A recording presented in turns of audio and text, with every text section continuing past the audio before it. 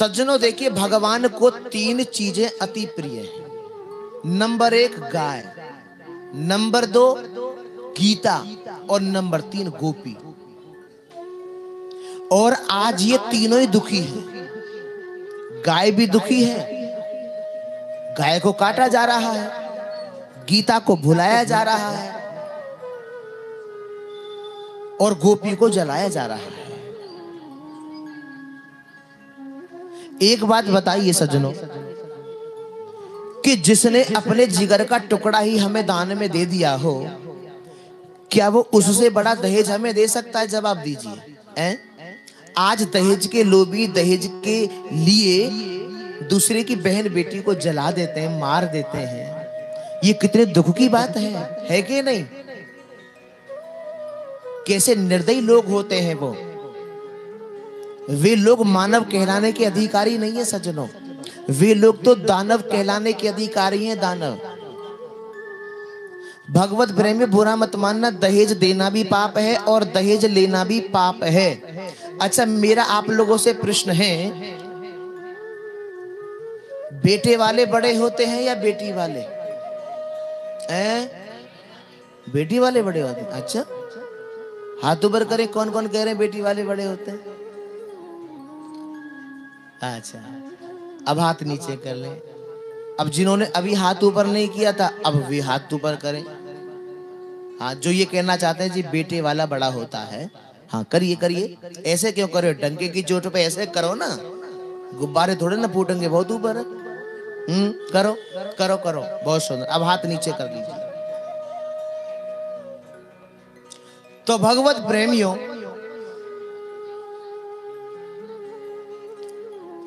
जो कुछ लोग कह रहे हैं कि बेटे वाले बड़े होते हैं, कुछ लोग कह रहे हैं बेटी वाले बड़े होते हैं, क्या आप जानते जिस समय महाराज दशरथ, भगवत प्रेमियों, गए थे जब रघुवर जी का विवाह हुआ था, पाणिग्रहण संस्कार संपन्न हुआ सबका,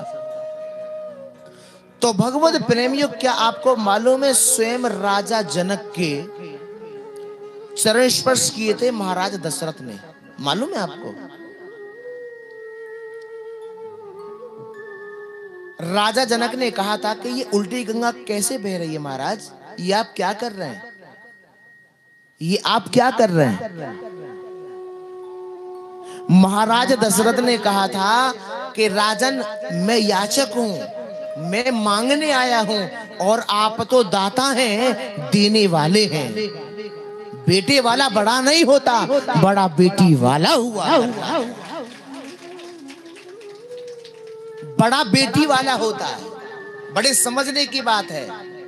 और बुरा मत मानना, जो हम देखते चले आ रहे हैं ना, हम वही करते चले आ रहे हैं। और सत्य जानना, बेटा वाला कभी बड़ा नहीं होता, बड़ा बेटी वाला ही होता है।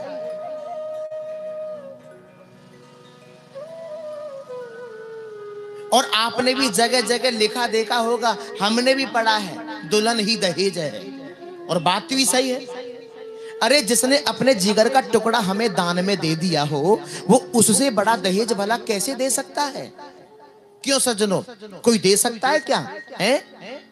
और ध्यान रखना, एक बेटी वाला अपने पेट को काट काट के एक एक पैसा जोड़ता है, एक एक पैसा जोड़ता है, लेकिन दहेज के लोभियों का पेट नहीं भरता।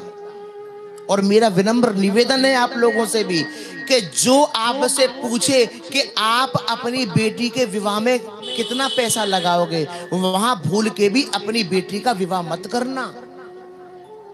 और कुछ बेटे वाले ऐसे होते हैं, मूर्ख लोग, पहले तो कहते हैं कि हमें कुछ नहीं चाहिए, हमें तो बस बेटी चाहिए।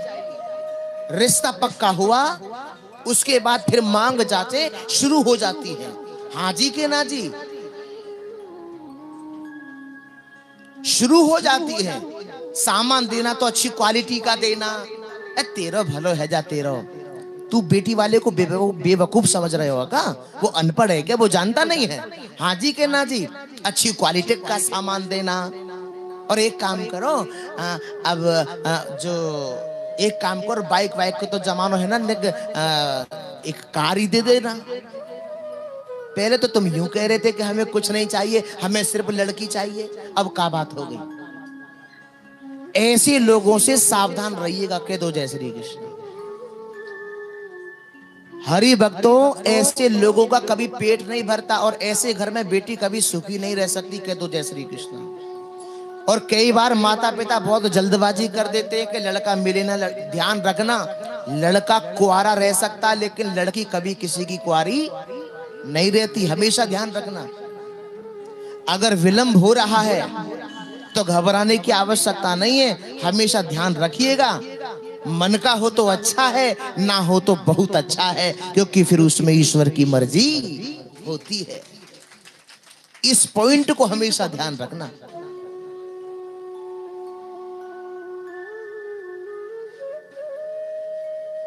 जैसा आदर, जितना प्रेम हम अपनी बेटियों से करते हैं, इतना ही प्रेम हमको दूसरों की बेटियों से भी करना चाहिए, उनसे भी करना चाहिए।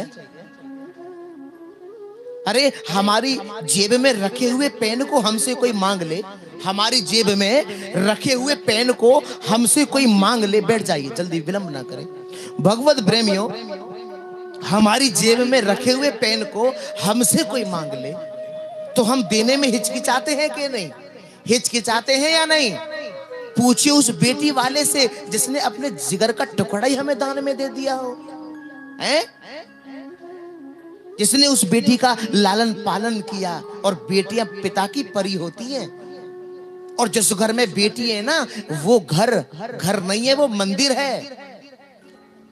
और जिस घर में बेटियां हैं, पिता को चाहिए कि वो पिता अपनी बेटी को साथ में बिठा के भोजन कराए। जो पिता अपनी बेटी को साथ में भोजन कराता है, पिता के जीवन में कभी कष्ट नहीं आता, क्योंकि आने वाले कष्टों को भी बेटी हर लेती है।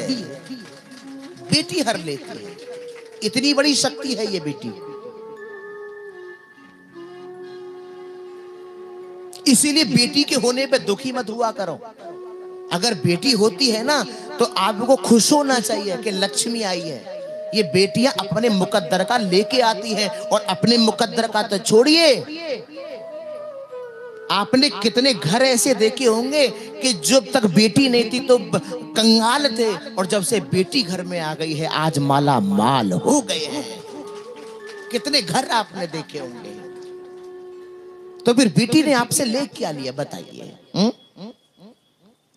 और भगवान से भी यही प्रार्थना करनी चाहिए कि हे भगवान, हे प्रभु, हे माधव, जो भी हमारे लिए बेहतर है आप हमें वो ही दें। लेकिन पता लग जाए कि गर्भ में बेटी है तो भ्रूण हत्या करा देते हैं, कैसे लोग होते हैं वे? जबकि भ्रूण हत्या महापाप है। 100 भाग्य होते हैं बंधु। कितने भाग्य? जोर से बोलिए। 100 भाग्य होते हैं और 100 में से जब एक भाग्य उदय होता है ना, केवल एक भाग्य, तो घर में बेटे का जन्म हो जाता है। अगर एक भाग्य उदय होता है तो घर में एक बेटे का जन्म हो जाता है। और ध्यान रखना, जब 100 के 100 भाग्य उदय होते हैं, 99 भी उदय हुए ना तो बेटी का जन्म नहीं होगा। जब 100 के 100 भाग्य उदय होते हैं तब कहीं जाके घर में एक कन्या का जन्म होता है। एक कन्या का जन्म होता है। घर में बेटे का जन्म हो जाए ये बड़ी बात नहीं है, घर में बेटी का जन्म हो जाए ये सबसे बड़ी बात है। सबसे बड़ी बात है।